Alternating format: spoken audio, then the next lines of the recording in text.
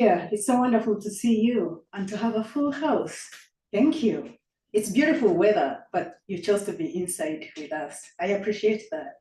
And my work is simple. I'm going to introduce the poets in the order in which they will read, and I will introduce four of them, all the four, and then I'll sit down so that once they begin reading, the readings just flow seamlessly. I don't have to come every time one poet is done to introduce another. And so the first poet is Michael Dechane, and he is a word tender and word bender. His debut collection, The Long Invisible, came out of Wildhouse Publishing in September 2024. His poetry has appeared in Image, Southern Poetry Review, Spiritus, Bellingham Poetry Review, Tar River Poetry, and elsewhere. Michael serves as the VP of Communications on the board of the North Carolina Poetry Society. With his partner, Regan, he is an owner-custodian of the historic Stackhouse home on the French Broad River between Marshall and Hot Springs, North Carolina. And if you want to find out more about Michael, you will follow the link in his bio that was on the flyer when we first posted the event. And the second reader is going to be Danita Dodson, who is an educator, scholar, and the author of 3 poetry collections, Trailing the Azimuth, The Medicine Woods, and Between Gone and Everlasting. Danita's poems have appeared in Salvation South, Amethyst Review, Bronzebird Review, Tennessee Voices Anthology, Women Speak Anthology, and elsewhere. She is the winner of the Poetry Society of Tennessee's 2024 Best of First Prize for her poem, Bits and Pieces. A native of East Tennessee, Danita lives in the small town of Sneedville. And again, for more, feel free to follow the link there, to her website and read more about her. The third reader is going to be Emilie Menzel, and she is the author of The Girl Who Became a Rabbit and serves as a collections librarian at Duke University and creative resources librarian for Seventh Wave. Their writing has appeared in Copernico, Bennington Review, and The Offing, among others, and has garnered such honors as the New Southern Voices Poetry Prize, the Deborah Schlossberg Memorial Award in Poetry, and the Kara Paravan Memorial Award in Fiction. Emilie holds an MFA from UMass Amherst. Raised on Georgia summers, she lives in Durham, North Carolina, and her website is also available on her bio. I like to send you to the poet's website so that you can know more about them. And the fourth reader is Emilie Schulten, and she is the author of 3 poetry collections, including Easy Victims to the Charitable Deceptions of Nostalgia, which was the 2023 White Pine Press Poetry Prize winner. And she's also the author of The Way a Wound Becomes a Scar, a 2023 Eric Hoffer Award Finalist, a 2024 Academy of American Poets Laureate Fellow. Emilie's work has appeared in Ploughshares, the Kenyon Review, Tin House, and Prairie Schooner, among others. Emilie is the Poet Laureate of the city of Key West, where she is a professor at the College of the Florida Keys. As you can clearly see, we have award winners in the house. So without wasting time, let us welcome Michael.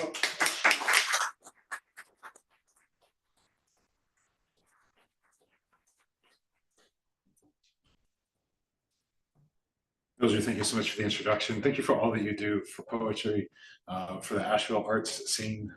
The space you're holding here feels more important than ever to gather in. So it's a delight to me that you've taken the time to be here with us. Thank you to Malaprops for being that kind of a space for us.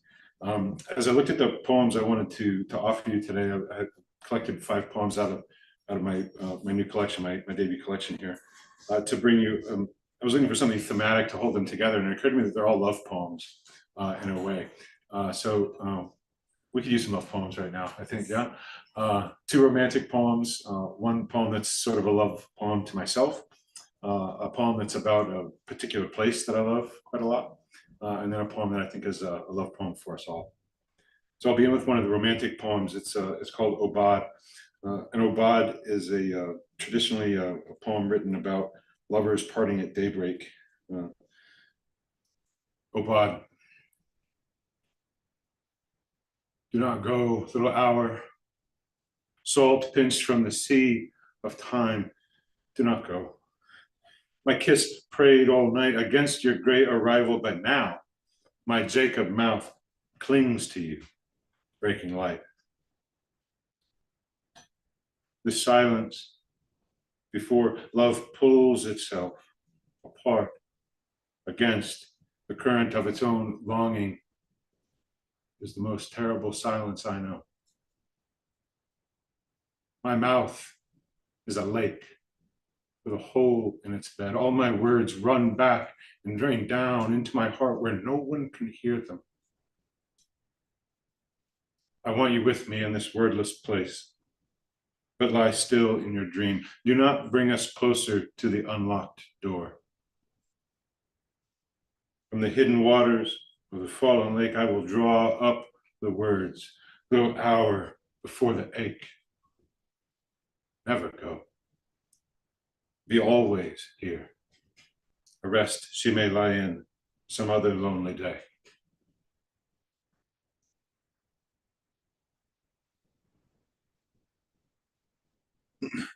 The first thing I remember wanting to be as a little boy with absolute clarity, I was just absolutely convinced that when I grew up, I was going to be a marine biologist.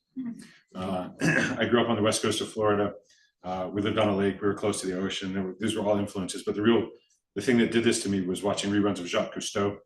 And it was a really exciting vision for my life. You know, like I'm going to grow up one day and the beanies and the Speedo and the pipe. And I already had the French last name. And then I also remember with absolute clarity, maybe around 8 or 9, 10 years old, seeing the episode on the Sharks, you know, and I was like, I'm out, you know, that sealed the deal for me. That dream died that day, right, on the couch in front of the living room. But my family moved away from Florida when I was just a week shy of being a 13-year-old. And I never expected to live there again, but I did in fact move back to Florida in my mid-30s.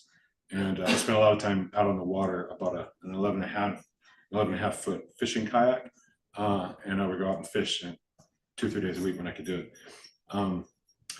That intimidation of the sea remained. And one of the eeriest things I experienced was going out and fishing up till dark and then past dark. And then when it gets really good and dark, and you're in a very, very small craft like that, and you're a long paddle from shore, it's one of the most vulnerable things I've ever experienced. So many years later, I wrote a poem about that. It's called Instructions to My Future Self. If the time has come to remember your life will only be one thoughtless breath gulped in and this seeping fight against the exhalation, be as kind as you can. Go back to the water. Set out in your kayak and paddle down the sun. If it's going to, let the moon rise on you. Over the deep channels, drift, eyes raised to count only the unnecessary stars, long dead. The light blasted out their collapsed and burning mouths and stretched these millions of years, fallen at last into your eyes, through a universe in your mind. How much have they truly died? Be depleted, done, alone, exposed. Keep under the mercy of the night. Pray once, but well enough for a wind to come with a rhythm lapping capless waves on the hull that holds you. Let down your little folding anchor and feel the wind-dried rope that warms your hands, the salted air now steady, steady on your face. Let your anchor mark its furrow in the mud. Keep as you can the sound the wind makes. Cast in the waves each word you could not speak.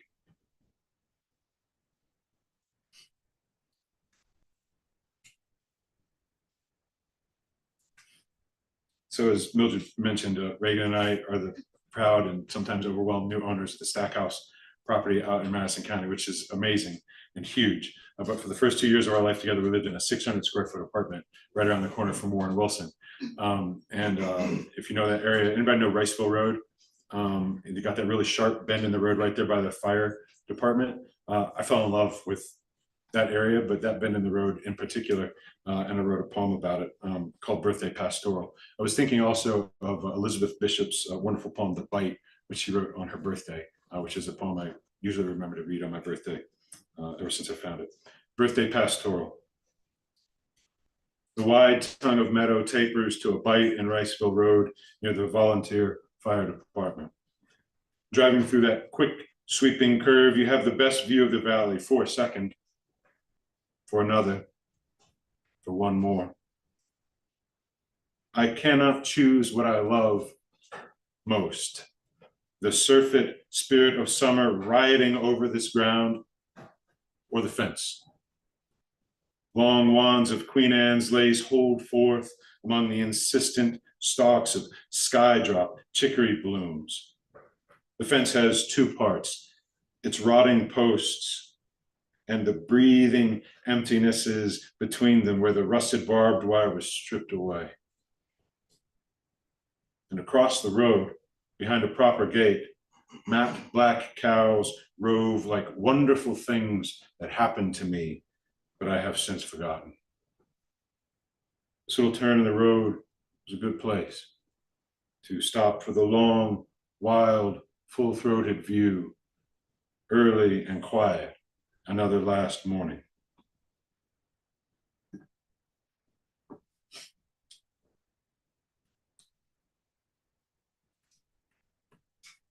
This next poem is the second romance poem. It's for Regan. It was inspired by living in a 600 square foot apartment with someone. It's called Resound. I can hear the woman I love more than steak and frites and apple fritters, more than a winter mountainside coming green, more than anything I might ever make, more than any of you and all of you together. She is chopping carrots and peeling beets. She is undoing the garlic on the dark stone countertops of our kitchen. Soon the vegetables will brown, then crisp, then burn, completely inedible. We don't know this yet, but now there is still time. She is tending here in the deepening evening the work to make us dinner. It's been a shitty day, and there is a beautiful door closed between us. Clear pine, simple lines, softly oiled, matte. I closed it to lie down for a nap. I want to feel a few unhurried breaths. Remember how much so much of this doesn't matter. Remember how much what does.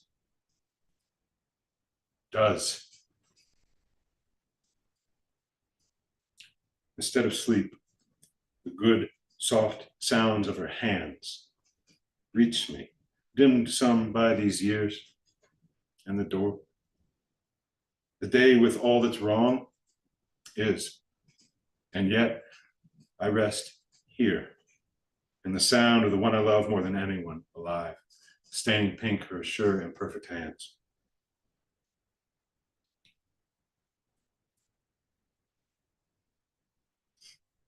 The last poem I'll offer you today is, as I said, I think a love poem for us all.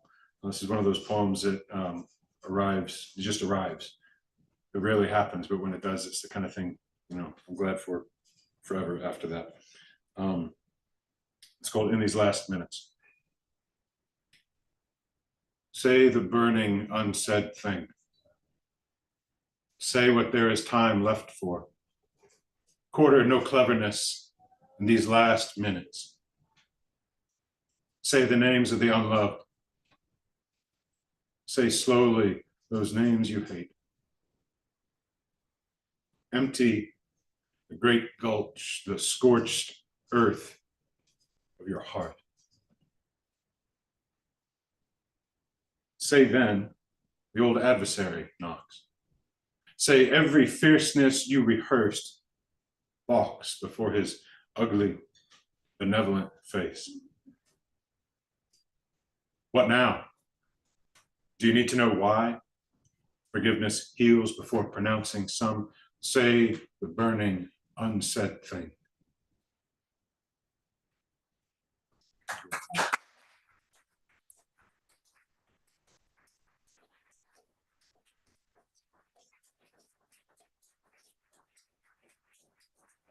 Everyone.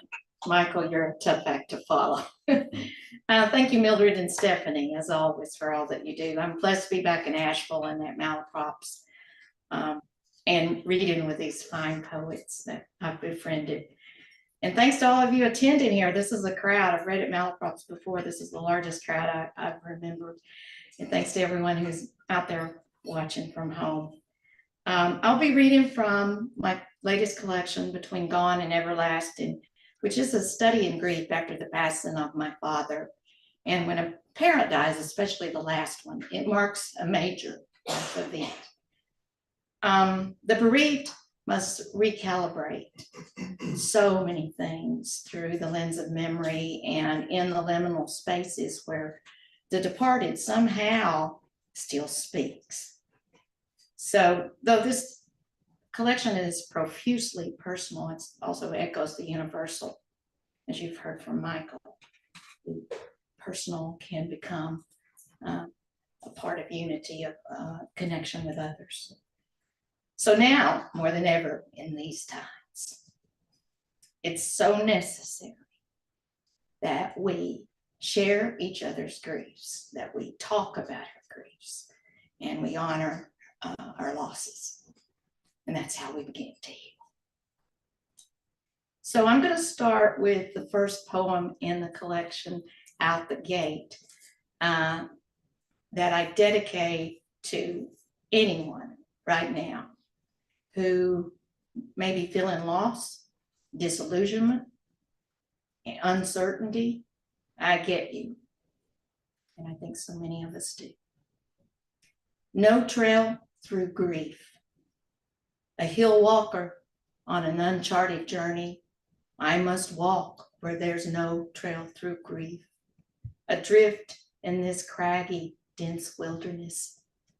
No one has given me a map to use, and the compass style cries, baffled about the path, gyring through as though an unsounded lodestone has engulfed all the earth beneath me, where the murky soul of dearth makes each tread a silent plaint, and an analyst where I'm affixed to loss.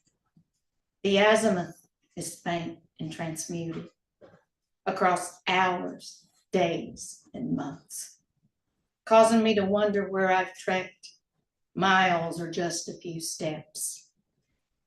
Yet, as there can be no turning back, I'll flack the Stygian wilds and slumber on a moss floor, a lost creature near a whippoorwill's call. And that's inspired by my love of hiking, which is the only way I felt when grief was sitting so close on my chest that I could connect somehow.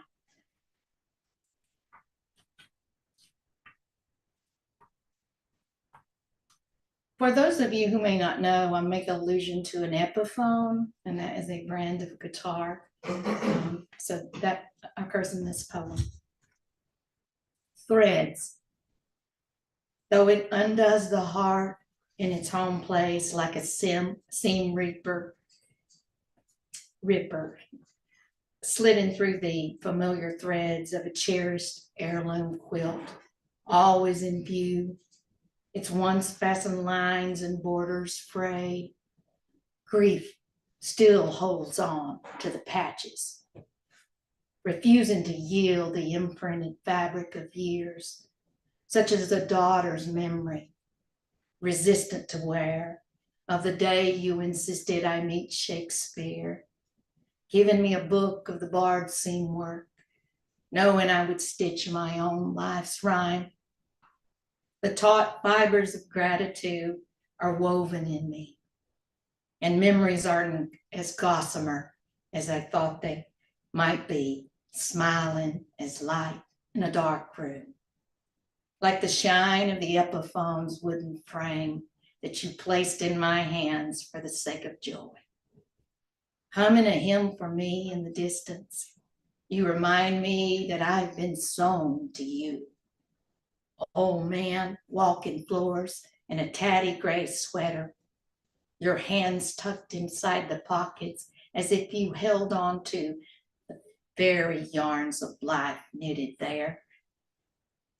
Those strands now guide me through the maze as I follow the path from one remnant to another, basted like footprints on a calico road, or a redbird song in the entwined eternity, stitching where you've been to where you are. The second section is entitled Photo Mosaic, and I move the lens or the aperture of where grief just sits right here, and all you can feel is just what you feel, to knowing a little bit more as part of the process of who my father was. And although I knew him very, very well, I found out a lot of things after he left, going through a lot of his records and things, documents. But I think if he were here today, sitting in the audience, he would have slipped me a note if he hadn't told me up front to say, read this poem. So much is at stake right now, especially with federal programs. Welfare worker. In the early days, he followed their steep tracks up the ridge and into the hollers and walked across creaky swinging bridges, his briefcase in hand to reach the houses built of flimsy wood, which had cracks so wide the snow blew through in the winter. So he knew how they lived. He had seen it, noted it all because that was his job. No longer resolved to become an engineer, leaving his employ as a math teacher, called to public assistance to serve those who Jesus says were the least of these. Later, he had to maintain an office where one by one they sat before his desk. The people from up on the highest peak, the one the townsfolk called the Richmondites, with cruelty, distaste, and prejudice. But he was determined to love them. Seeing them, he saw their innate goodness, which the world didn't want to recognize. And he distributed food stamps to them as sincerely as one of the disciples called by Jesus to help make miracles from a few bits of fish and bread.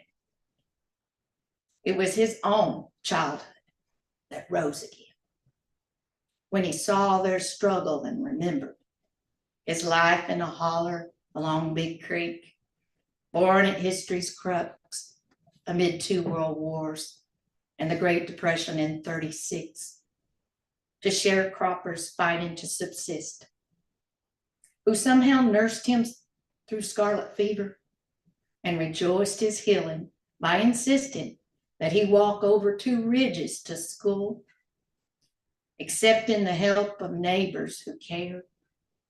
So he knew well the force of some kindness, repaying God's grace to those he served.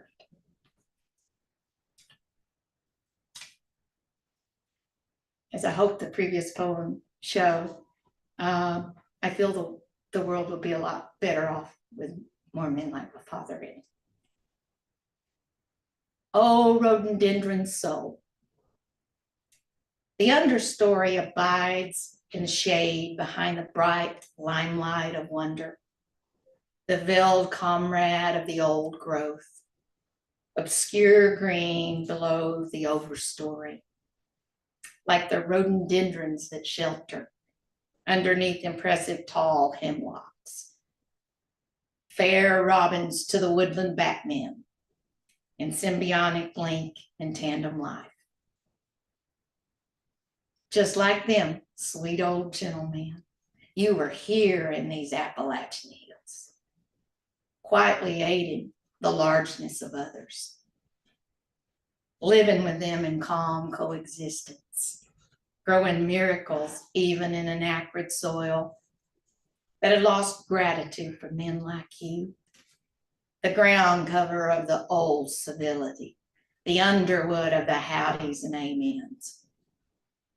A benefactor of unannounced charity, you help nurture a whole community, allowing fresh, humble saplings to rise, looping tangles like arms around those in your care, nurturing a sense of home from a single burl of wood, showing how one rooted individual in life's understory can help grow others upward into the light.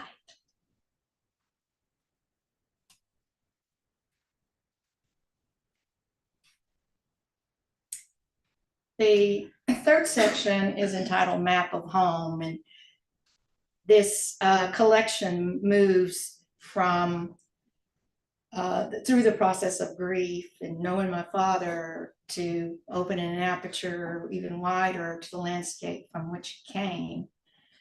It's very Appalachian through and through, as you shall see in the next two poems. Heaven as Highway 33. Memory is a ribbon of a road that rolls southward from the Clinch River market, parallel to the water's flow, buoyant like a wind-blown gray rug that drifts by Camps Corners and Swan Creek, onward to the Claiborne County line. Each mile a waymark of good old days. This thread of East Tennessee Highway once strung together the homes of the folks who made this rural community what it was. Those who went to the front porch after supper to redeem the time and watch who passed, waving to us young'uns with friendly hands, sharing smiles that said more than words. Without them, this asphalt artery seems now just a road, though sometimes I hear the spirits of their laughter ring the hills, manifested in the old lessons and the old songs that tied the porches and fields to the churches as they broke the bread of shared experience and poured out grace with a sweet tea. Sometimes I fancy that heaven mirrors geographically the best part of earth. Not a land for strolling on streets of gold, but a homeland where I'll arrive just in time to turn down Highway 33 at the Clinch River Bridge and see them all smiling and waving as I travel by. And I'll end with this poem. And my father came from a strong woman. He recognized strong women as a result. So this is dedicated not just to my grandmother, but to all Appalachian women of the past who showed such resilience. This is dedicated to them, unsung heroes. Aaron the Quilts. In hushed hills where time was stitched slowly, when the warmth of spring unfurled its embrace, and our yards awoke with a bee's soft hum, we took them off the beds and into the sun. Our mountain ritual of coming clean, telling the whole truth about who we were, showing all the world that we had survived a cold winter blowing through the cracks of a run-down place that we'd still seen as grace. On our backyard clotheslines, they fluttered like multicultural prayers lifted skyward on the mountain breeze and creation's dance. And we saw that they were not quite perfect, mended and resewn through many long years, by hands that threaded lives into the scraps, each one a kaleidoscope and an ode to mothers and daughters and grandmothers who labored to hand down life's patterns. For this spring rite was as everlasting to us as the return of green to the hills, renewing all that would wave as emblems, all that would never be gone or misplaced, because we kept it close to us each day, airing the truth that it and we mattered. Thank you.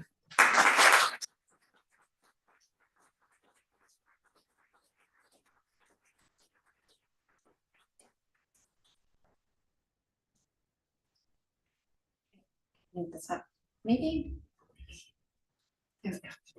Thank you so much, all of you, for being here. Thank you, Malaprops. I've been coming to this store for years, and it's really special to be able to come back as an author and getting to read in a space that you really hold dear. I am going to read from my new book, The Girl Who Became a Rabbit. And this is a book-length prose poem, which is sort of a funny genre, but it is a book that is about form, both in the prose poem form, but also in thinking about how do we take really big emotions that are overwhelming or too large to be contained, like grief, like love, and either create more space to externalize the emotions into the landscape, into creatures, into what we're seeing, or in addition, how the body can be redefined to be a bigger container. If the emotions are big, how can we, and need a bigger container to be filled, how can we redefine the container? So this is a story, a book-length kind of gesture of narrative about a young woman navigating the grief of reformed relationships with her family, navigating the grief of a broken romantic relationship. And she starts to undergo this physical transformation, obviously emotional, but like Daphne and Apollo, she begins to become all these different creatures. But whereas Daphne transfigures and that's sort of the end of Daphne's story. She's sort of frozen, and the transfiguration is a site of grief, is a site of fear. And in this case, the transfiguration becomes an act of rebellion, a way to take up space and to try on different stories, to try on different forms that better hold these emotions. So I'm going to read from the book's broken into about 21 different sections, but it's more kind of like movements, a little like chapters. So I'll start at the beginning, which is a very good place to start. To speak the haunting, let the body be seen through the trees, and the trees through the body, and the body not be seen at all. Tree branch grief, wind bristle grief, giddy with sun reminded of ghost. It was collaring, I could not cage it. It was lowing, I could not speak it. What is to speak, and to speak of it forming, the moving it forward, the living as child, the skin still redreaming. The sheet through the trees, seen rough but not fully, seen bright but not fully, seen clean, seen alone. I have been complicit in slant panes of light. He tips me with light that fills me with dust, calls air a containment to gather our arches. To speak hold the room, let the room speak of you. We stand the room hips, my small breasting hips, practice our angling to keep the room centered. Tip me with light, to tell me with light, to yearn me be animal. I yearn to be animal. At least when you're animal, you know you're loved. We are all of our versions, the sick and the languid, juxtapositions of the mundane, the pain of budding shoulders, blooming like antlers from our backs, thin scoops of bone growing us into a creature when a creature is safest, is distanced enough to be a fabled enactment of me. I start my swan creature unfolding, the arms loosening, arcing, the cicadas now suckling, the borrowed skin climbing, moving away from the embrace of the head. If the it of the body was decided by an us, how much do we lose in losing one another? How much of the world played out in my head when I wasn't looking? And is that what we call complicity? I built a body like I built a home to keep the other out. If I wrap my sheets around me in hiding, do I grow white wings? Can I loop my crane neck under my wing, wrap neatly like a hose she dribbles water? Sometimes she is a leaky sea that must be drained, unplugged and emptied. This is not a body in pain. This is a body more victorious. The story of a selkie slipping in and out of her skins, silhouette remolded, dance as an assembly of human geographies. Sometimes it happens that our bodies receive us in confusion, that the whittler who carves us pulls the knife when he shouldn't, that we end up stringed like unkind violins. And a body shouldn't have to stay as a body does not want to be. Navigate new skin, find thread against bone. Let the imagined body be more important than the real. It's a funny thing to realize we have been carrying a creature in our pockets unknown for years. Look at our hands. Look at our fingers. Consider how we curl our body, how every day we curl our own body into a shell. The snail is our curled fist, or our curled fist is a snail. And in our curling, we realize we and our creature need one another, that the imagined requires resources of the real, and the real requires materialization of the imagined. In mornings, I must acknowledge my shadow or spend the day in darkness. My shadow and I rise together.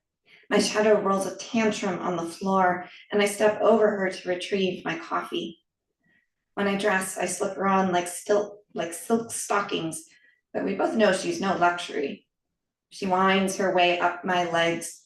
We pass the day dragging one another through dirt, and our skin the sites of many small dramas. Returning home, we've at least accrued experience. I untangle her from my torso so she can wander the house while I sleep. Let her shadow color fully formed spend the night bleeding out into the corners of rooms. Early morning, let her return to bed, exhausted, curl into us under the covers of our home. I am trying to rebuild a soft home and soft light, the way a family fills with light breathing and can easily, after dinner, hold together in quiet. To be safely lonely is a feeling I am closer to than to be safely together. I curl and I'm trying to be bigger, but my body is a body and must grieve for emotions, and a body in grieving is sloppy and turning and does not sleep without flaring. And I want to know that you too are feeling, not as punishment, but as recognition that we were once tethered. We are a body relearning how to navigate the world as only one body. We will fable the body to give it beginnings. Our mother built us a spine. We rolled octagons into her hands while wheeling piano scales. We discovered our arms while climbing trees. It's doing things hands do. It's doing things cross-faced. It's living a world where pockets are mammals and milk is a cheapening, and we all are a whole collection of other. Unrobe our shape behavior to skin our cheeks, unfurl a leaky sea to leaky light. I open a window and let. I'm going to read one other section, which has quite a different tone and is a little more directly fable-like. It follows this character, interwoven throughout the book are these kind of interludes with this character named Ellis, who's a little like those window watcher women with binoculars in the crime movies, but she's come to it a little too early in life. When I was writing this book, I was living in a loft apartment that had these big windows up. So you couldn't see out of the windows from the first floor. You had to either go up to the second story, or it's a very weird apartment. I could climb up on the bookshelves and on top of the closet to get to the windows. And I spent a lot of time looking out those spaces, out to the clock tower that was out in on the street below, or watching people passing by, or not watching, and you could just hear them passing, which was kind of an odd experience. And they didn't know that you could hear them, which was excellent. And I lived by a college, so that was especially fun. Okay. And so the interlude with a character that I began to imagine, who was very interested in watching through windows.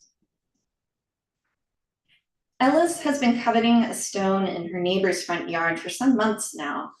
But here at the dawn of October, the ice cream truck is still singing rounds outside her bedroom window, the sparrow still feeding, and the stone still untouched.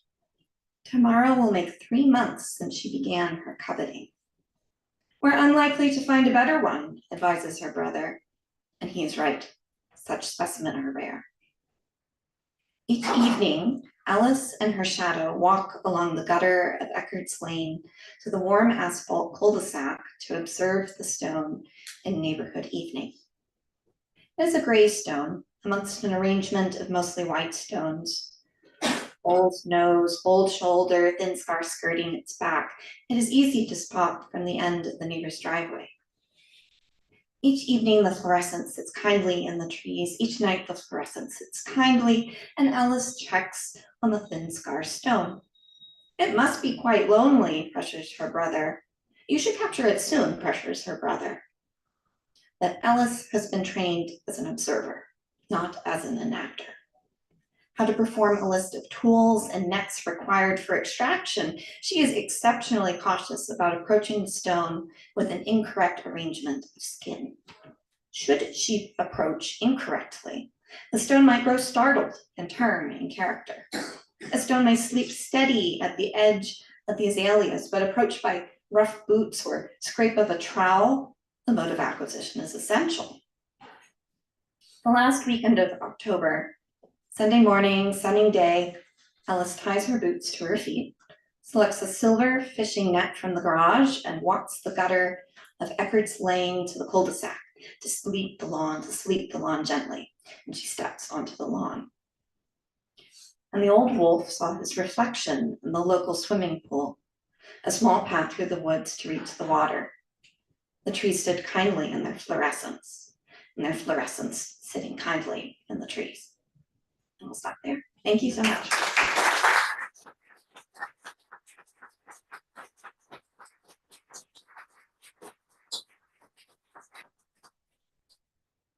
Good evening. So I'm going to read from my most recent book, Easy Victims to the Charitable Deceptions of Nostalgia. I like a nice quippy title. So this, I settled on it because in the book I'm sort of working with how romantic it is to have this time-riddled version of our past as people, as individuals, and as families, and as communities. So this is a love poem about secrets kept in plain sight. It's called Multilingual. My dear one talks in his sleep, a clearer Spanish than he can manage when he's awake. I can't understand the words, much less the sentences.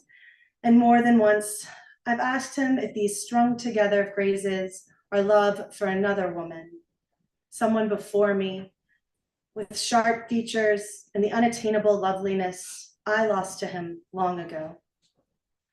Someone who could understand, even taught him, one or two of these middle of the night words. I've tried before to look them up. For a while, kept a pocket translation guide at the bedside, under some notes and hoping not to be discovered. But even he doesn't know how it could be that he manages the words without a stutter, without fumbling for conjugation. He tells me it used to be screams, a fear rooted so deep within him that it must come from a past life, filling the whole house with unholy noise. The words then must come from another lifetime too, I tell him.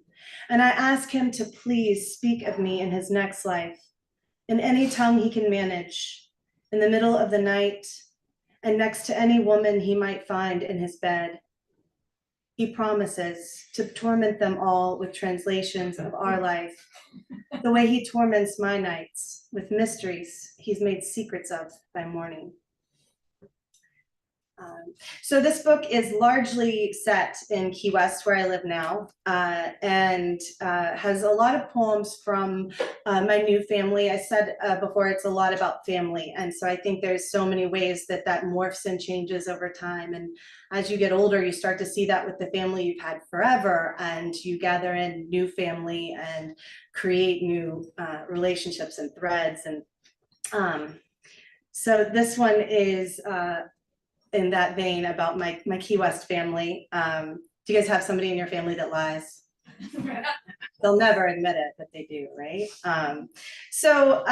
Yeah, this is a little bit about our liar in the family.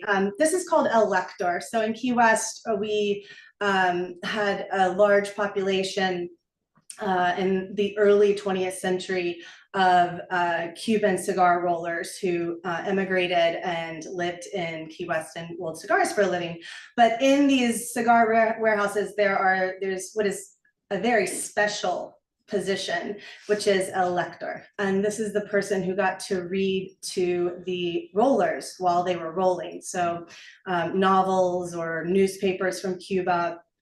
And this poem is called El Lector. I was thinking about this when I was listening to some of the previous readers, these threads of sort of family and time and how these generational narratives can shift. Anyway, your father tells lies about how it began. Your father tells it that he was a lector. He walked the aisles of immigrants, their hands browned and fists sore, to stand above them on La Tribuna in the smoke, revered. He read Cervantes, emphatic with gesture. His Castilian brought life to La Voz de la Suicidad. You're as certain this isn't the truth as your father's certain it is. In your version, your great-grandfather comes from Cuba, and he is merely one of these cigar rollers. But narrative is all that is left.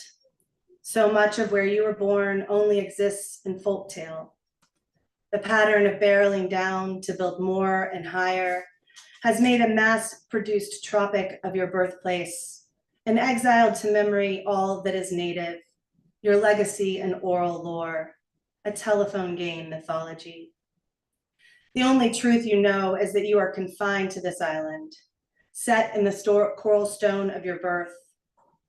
The past only foretells when read backward.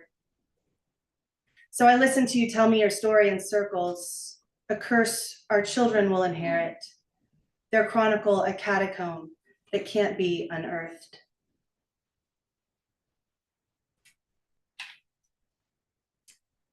This next poem is a villanelle, which, if you're not familiar with, is a poem that's made up of a form poem that's made up of 5 tercets and a quatrain with 2 repeating rhymes and 2 refrain lines.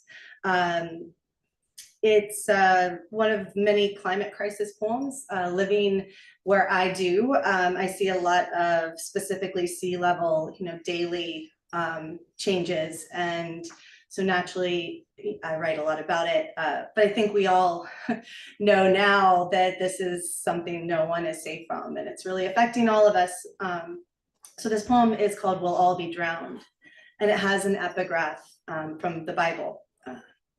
All at once, something like scales fell from Saul's eyes, and he could see again. Lean your ear close to the tide, my dear. Learn the sound of swallowing. The scales that bind men's eyes now, afraid to see that one day soon we'll all be drowned. The algae line on the brick rises toward the cannon's mouth. A quiet advance moves unnoticed to take 3 forts. Lean your ear close to the tide, my dear.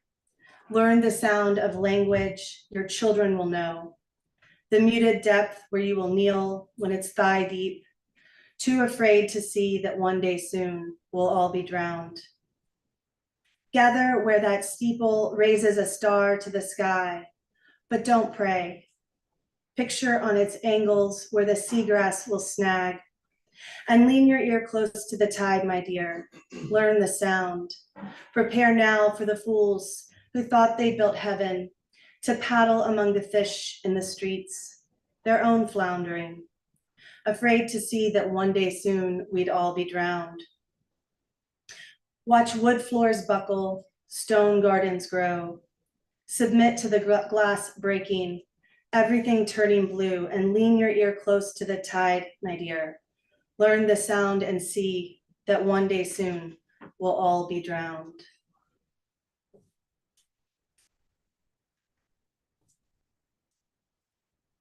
This poem, so one day I used to teach at the University of West Georgia and I lived in Atlanta. It was about an hour commute each way. And I got to work early and opened up my computer and got on Facebook because first order of the day. And what did I see? My home news station, WBK 13. And what was the story? A man had gone missing, and I read a little further and it was my stepbrother who had gone missing.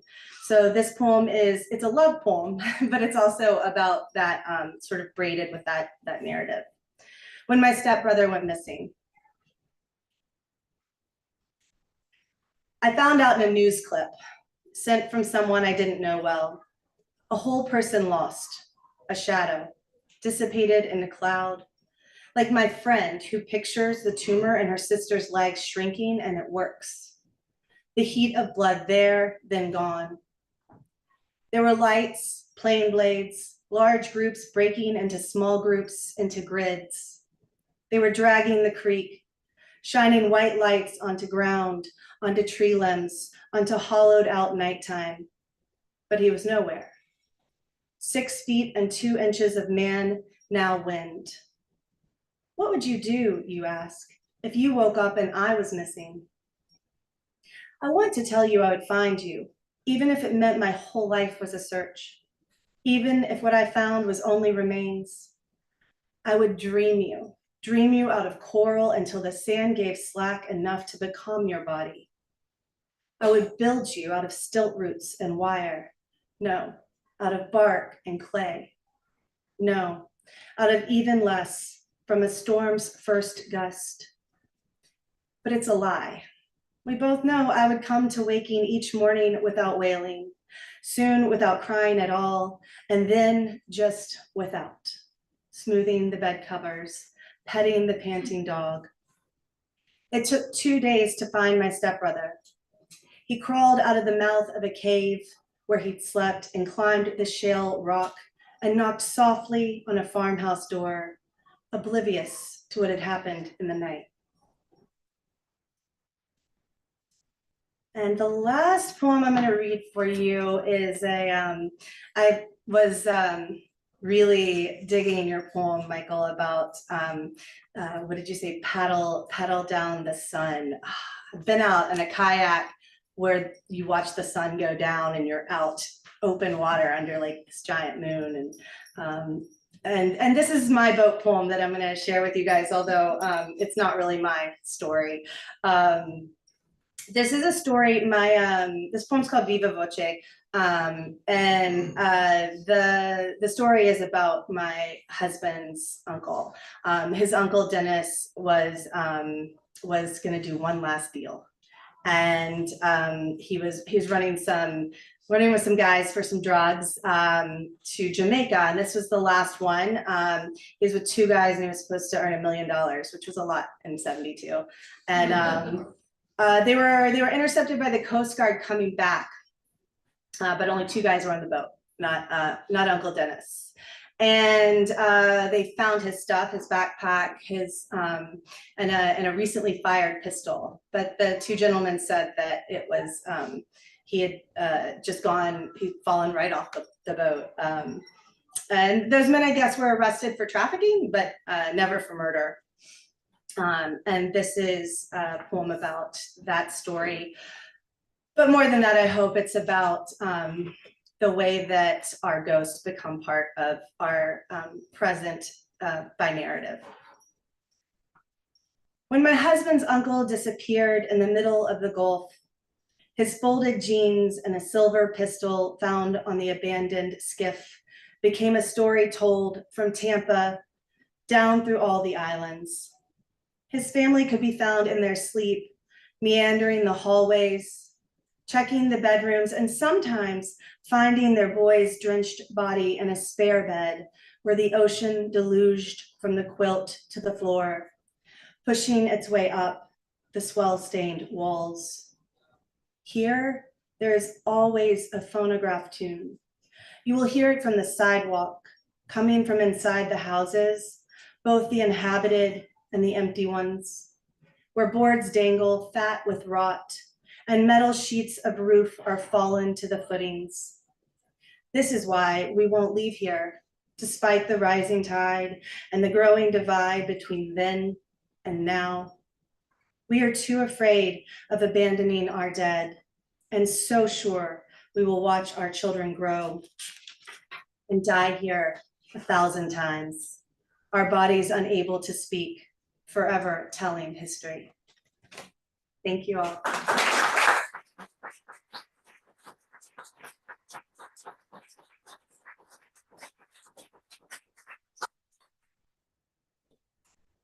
Thank you so much. And now if you would like to get some books, you may proceed to the counter, and see you again next month on March 2nd. Thank you so much for being with us.